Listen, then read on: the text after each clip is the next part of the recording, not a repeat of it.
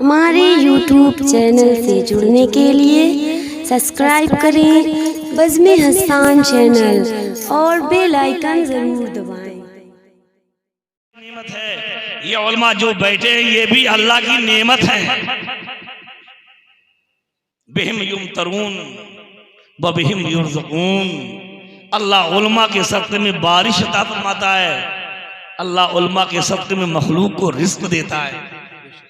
शेख मुहक्किम ने लिखा, ऐसा क्यों है कि उलमा के सदक़े में अल्लाह बारिश क्यों देता है? और ये भी है कि मछलियाँ पानी में उलमा के लिए दुआ करती हैं, ऐसा क्यों है? तो शेख मुहक्किम लिखते हैं, इसलिए मछलियाँ दुआ करती हैं कि बिहिम युमतरून, उनके ज़रिए बारिश होती है, पानी होता है और मछलियों का रिज़्क़ है। तो गोया मछलियों को जो रिज़्क़ मिलता है उलमा के सदक़े में मिलता है। सुभान अल्लाह, सुभान अल्लाह। इसलिए दरिया की मछलियाँ उलमा के लिए दुआएं करती हैं। जो लोग वहाँ खड़े हैं, मेरी गुजारिश है, और मेरे भाई जो सड़क पर खड़े हैं, सड़क पर मेरी गुजारिश है, इधर आ जाए तो बड़ा अच्छा रहेगा मेरे भाई। सुन नहीं रहे बेचारे, वो कोई बात नहीं है। जा चाय भाई बंद करवा दीजिए, थोड़ी देर के लिए चाय बंद करवा दी, चाय पिलाना बंद कर, बैठ जाइए। टाइम ज्यादा हो गया, हम समझ रहे हैं, जब टाइम ज्यादा हो जाता है तो ऐसा होता ही। अब मैंने जो आयत पढ़ी है उसका तर्जमा करता हूं। माँ बहनें भी जरा संजीदा हो जाएं और आप भी जरा संजीदा हो जाएं। कुरान करीम ने फरमाया, ए ईमान वालो, इस्लाम में पूरे पूरे दाखिल हो जाओ। आप जरा गौर कर लें कि आप इस्लाम में पूरे दाखिल हैं या नहीं हैं। सिर्फ अब्दुल्ला और अब्दुर्रहमान नाम रख लेने से इस्लाम में आप मुकम्मल दाखिल नहीं हो सकते। नाथ ने नात पढ़ी, शायर ने अपनी शायरी का मुजाहरा किया और आपने खड़े होकर खूब इनाम पेश किया। बड़ी अच्छी बात है, ये भी सवाब का काम है, आप इनाम देते रहिए। लेकिन आप अगर ये सोचते हैं ये सिर्फ जलसे की कामयाबी यही है कि हम रात भर नाच सुने और इनाम देते रहें, तो मेरी नजरों में ये आपका तसव्वुर गलत है। जलसे की कामयाबी ये है कि आप रात में उलमा का बयान सुने, कुरान की तालीमात को सुने, पैगंबर की हदीस को सुने, शरीयत के अहकाम को सुने और सवेरे से उस पर आप अमल करना शुरू कर दें। सुभान अल्लाह, सुभान अल्लाह, सुभान अल्लाह, सुभान अल्लाह। बेशक ये जलसे की कामयाबी है। और आप जलसों का माहौल बिगाड़ रहे हैं। मेरी बहुत आदत से गुजारिश है, जैसे कि माहौल को आप बनाने की कोशिश करें और जलसे को बामकसद बनाएं, जलसे को मुफीद करें और कोशिश करें कि 12-1 बजे तक जलसा खत्म हो जाए, ताकि फजर की नमाज आपकी कज़ा ना होने पाए। ये मेरी आपसे गुजारिश है। तो कुरान ने फरमाया, ईमान वालों, इस्लाम में पूरे पूरे दाखिल हो जाओ। अभी मैं सवाल करूं कि इतने लोगों में कितने हैं जिन्होंने इशा की नमाज बाजमात अदा की? तो अभी आफत पड़ जाएगी। चौथाई मजमा नहीं होगा जिसने इशा की नमाज बाजमात अदा की। और आप जलसा सुनने के लिए आ रहे हैं, आप नारा लगाने के लिए आ रहे हैं, आप इनाम देने के लिए आ रहे हैं। माँ बहनें भी चली आई, बहुत अच्छा किया। लेकिन साहब, जो अल्लाह के नबी की शरीयत है, इस पर आप थोड़ा तवज्जो दे लें। तो कुरान ने फरमाया, इस्लाम पूरे पूरे दाखिल हो जाओ। मैं इसका एक शानी नुज़ूल आपको सुनाता हूं। आपने नाम सुना है हज़रत अब्दुल्ला बिन सलाम रज़ी अल्लाह तआला अन्हु का। ये अल्लाह के नबी के मुक़द्दस सहाबी हैं। पहले यहूदियों के बहुत बड़े आलिम थे। इनको तौरात ज़बानी याद थी और जल्दी अल्लाह के नबी के सामने नहीं पढ़ते थे कि जो जिसको रसूलुल्लाह देख लेते हैं वो मुसलमान हो जाता है। सुभान अल्लाह।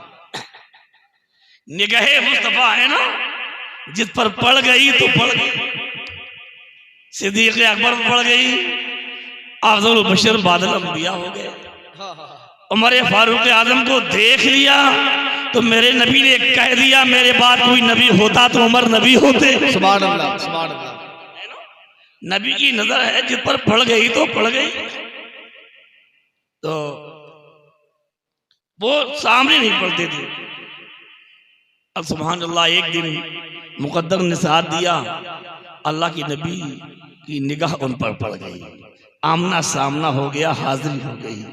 पहली नजर पड़ी तो बेसाख्ता बोल उठे, लक़द अरफ़्तु अन्ना वजहहु लैसा बिवजहि कज़्ज़ाब, मैंने पहचान लिया खुदा की कसम कि ये चेहरा किसी झूठे का नहीं हो सकता। एक नजर पड़ी है नबी पर और बेसाख्ता ही चीख उठे, पुकार उठे, कलमा पढ़ा, मुसलमान हो गए, मुखलिस सहाबी हो गए। और आपने उलमा से सुना होगा कि यहूदियों की शरीयत में, हाथे मूसा की शरीयत में दूध का गोश्त भी नाजायज था और ऊंट का गोश्त भी नाजायज था और ऊंट का दूध भी नाजायज था।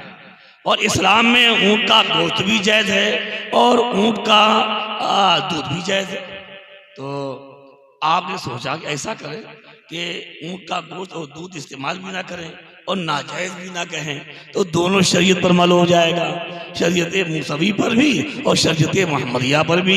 ज़्यादा खाएंगे भी नहीं, दूध पिएंगे भी नहीं और नाजायज भी नहीं कहेंगे। बस ये ख्याल किया, अल्लाह ने कुरान की ये आयत नाज़िल फरमा दी, ऐ ईमान वालों, इस्लाम में पूरे पूरे दाखिल हो जाओ। सुभान अल्लाह। आप जरा गौर करो, उन्होंने नमाज नहीं छोड़ी थी, तो रोजा नहीं छोड़ा था, ज़कात से इनकार नहीं कर रहे थे, सिर्फ इतना ख्याल किया कि ऊंट जो नबी की शरीयत में जायज है उसको खाएंगे नहीं, उसका दूध पिएंगे नहीं और नाजायज भी नहीं कहेंगे। तो अल्लाह ने ये कुरान में आयत नाज़िल फरमा दी कि तुम पूरे पूरे दाखिल हो जाओ, यानी अभी तुम इस्लाम में पूरे पूरे दाखिल नहीं हो। अब जरा आप अपने अमाल का जायजा ले लीजिए कि हम नारा तो लगा रहे हैं या रसूल अल्लाह का, दामन ना छोड़ने का, लेकिन नमाज हम नहीं पढ़ते, रमजान का रोज़ा हम नहीं रखाते, दाढ़ी हमारे चेहरे पर नहीं है, हमारी माँ ना हमारी माएँ पर्दे में, ना हमारी बीवी पर्दे में, ना हमारी लड़कियाँ पर्दे में, ना हमारे घर में इस्लामी माहौल है, ना खाना नबी की शरीयत के मुताबिक खाया जा रहा है, ना पानी नबी की सुन्नत के मुताबिक पिया जा रहा है, ना उठना बैठना नबी की शरीयत के मुताबिक है, ना लिबास इस्लाम के मुताबिक है। तो फैसला आप करो कि आप इस्लाम में पूरे दाखिल हो या नहीं हो। आप तवज्जो दें, आप गौर करें कि आप इस्लाम में कैसे दाखिल हैं। आप जरा अपने हालात को देखिए, अपनी जिंदगी को परखिए, अपनी माँ बहनों को देखिए, आज तुम कहाँ चले गए। मैं एक आयत और पढ़ी है, उसका भी मुझे अभी तर्जमा करना है। कुरान करीम ने फरमाया, बेशक रसूल की जिंदगी तुम्हारे लिए नमूने हयात है। आए मेरे भाई, आप अंग्रेजों को देख रहे हैं, उनका लिबास कैसा है। आपने किसी फिल्मी एक्टर को देखा कि वो जीन्स पहने था और जीन्स वो फटी हुई थी, आप फटा लिबास पहनने लगे और आपकी ये जांग नजर आ रही है, फटा लिबास है, घुटना दिख रहा है, रान दिखाई दे रही है। ये रान का खोलना ये भी हराम है, घुटने का खोलना ये भी हराम है। तो आपने एक फिल्मी एक्टर को देखा कि वो फटा लिबास पहने था, तो फटा लिबास आप आज पहनने लगे, लेकिन 1500 बरस पहले रसूलुल्लाह ने जिस लिबास की तालीम दी थी, आप वो लिबास भूल गए। आप अपने नबी का लिबास याद नहीं। हालांकि कुरान क्या कह रहा है कि रसूल की जिंदगी तुम्हारे लिए नमूना हयात है। तुम किसी को मत देखो, तुम मेरे नबी को देखो कि मेरे नबी का लिबास कैसा था, मेरे नबी खाना कैसे खाते थे, मेरे नबी पानी कैसे पीते थे, मेरे नबी लिबास कैसा पहनते थे और कैसे पहनते थे, पैगंबर कैसे चला करते थे, पैगंबर की घरेलू जिंदगी कैसी थी, पैगंबर की समाजी जिंदगी कैसी थी, पैगंबर का अपने गुलामों के साथ बर्तावा क्या था, पैगंबर का अपने बड़ों के साथ बर्तावा क्या था, पैगंबर का अपने पड़ोसियों के साथ बर्तावा क्या था, पैगंबर की गरीबों के साथ रविश क्या थी। आपको कुछ भी याद नहीं है। मैं आपको अभी आका की जिंदगी की कुछ झलकें दिखाता हूँ कि पैगंबर सल्लल्लाहु अलैहि वसल्लम ने इस उम्मत को तालीम क्या दी है, इस उम्मत को कैसी जिंदगी गुजारने का सरीका और तरीका अता किया है, कि माँ बहनों को रसूलुल्लाह ने कैसी तालीम दी है और कैसी इज्जत दी है। अगर मैं ये कहूँ तो ये भी वजह है कि आज ये औरतें जो घरों की इज्जत बनकर बैठी हैं, ये भी रसूलुल्लाह का सदका है, इस्लाम का, बेशक हक है, ये इस्लाम का सदका है। आज अमेरिका कहे चाहे यहाँ की हुकूमत कहे कि इस्लाम और उनके हुक्म नहीं दे रहा है, मियाँ अगर इस्लाम नहीं होता, इस्लाम नहीं आता, पैगंबर की पैदाइश नहीं होती, तो ना मालूम इन औरतों के साथ क्या होता। आज जो कुछ औरतों की इज्जत है ये रसूलुल्लाह ने अता फरमाई है। तो कुरान कहता है तुम किसी के रास्ते पर मत चलो। और मैं जिम्मेदारी से बोल रहा हूँ कि पैगंबर की जिंदगी इतनी जामे जिंदगी है, बादशाह हो, रियाया हो, गरीब हो, अमीर हो, मर्द हो, औरत हो, छोटा हो, बड़ा हो, कोई भी हो, ये नहीं कह सकता है कि हमारे लिए तालीम रसूलुल्लाह की जिंदगी में मौजूद नहीं है। दुनिया का कोई फर्ज नहीं कह सकता है।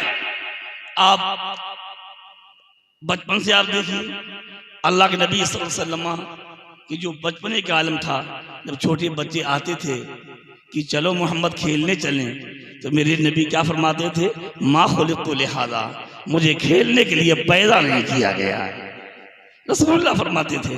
तो ये बच्चों को सिखाइए, जो आपके घर के छोटे छोटे बच्चे हैं, रसूलुल्लाह की हदीस सुनाइए, ऐ मेरे बेटे तुम्हारे नबी बचपन में ये कहते थे कि मुझे खेल के लिए पैदा नहीं किया गया है। तो अगर नबी को खेल के लिए पैदा नहीं किया गया है, तो नबी की उम्मत को भी खेल के लिए पैदा नहीं किया गया। बेशक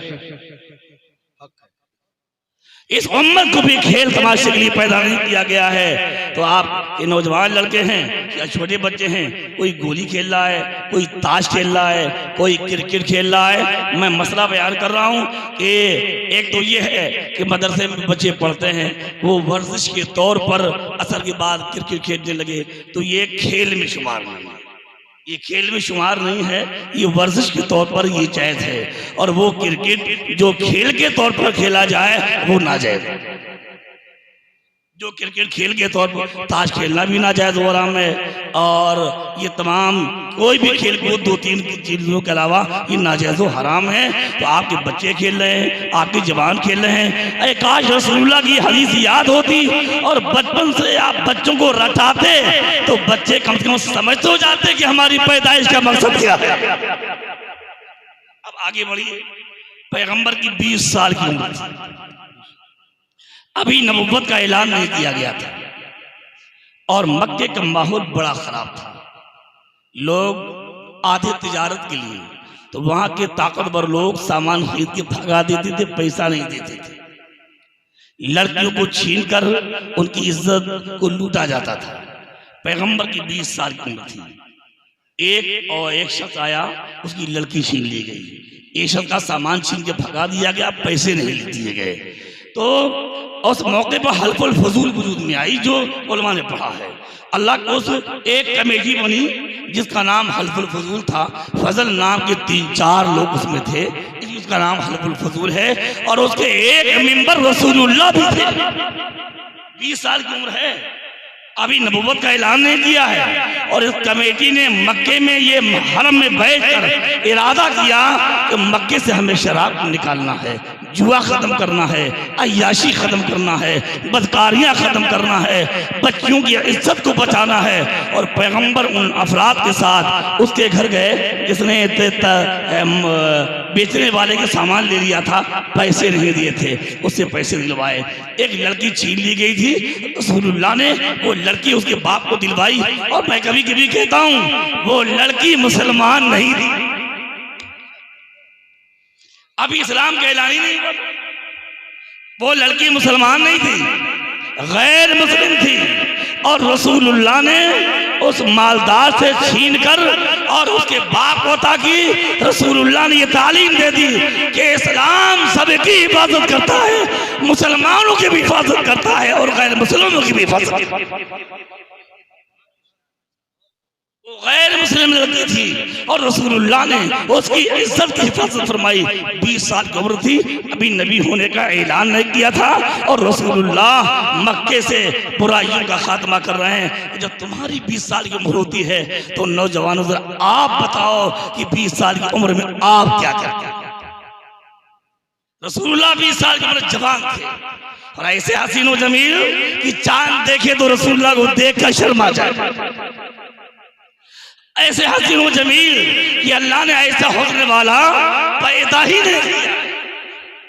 आला हज़रत अल्लाह तआला फरमाते हैं, हुस्न यूसुफ पे कटी मिस्र में अंगुष्ते जना, हुस्न यूसुफ पे कटी मिस्र में अंगुष्ते जना, सर कटाते हैं तेरे नाम पे मर्दाने अरब। 20 साल की उम्र में रसूलुल्लाह मक्के की सरजमीन पर ये कर रहे थे। ऐ नबी का कलमा पढ़ने वालों, जरा गिरीबान खोल कर झांक लो कि 20 साल की उम्र में आप क्या कर रहे हो। नमाज की आपको परवाह नहीं। इस नौजवानी को आप कितनी बदकारियों में खर्च कर रहे हैं।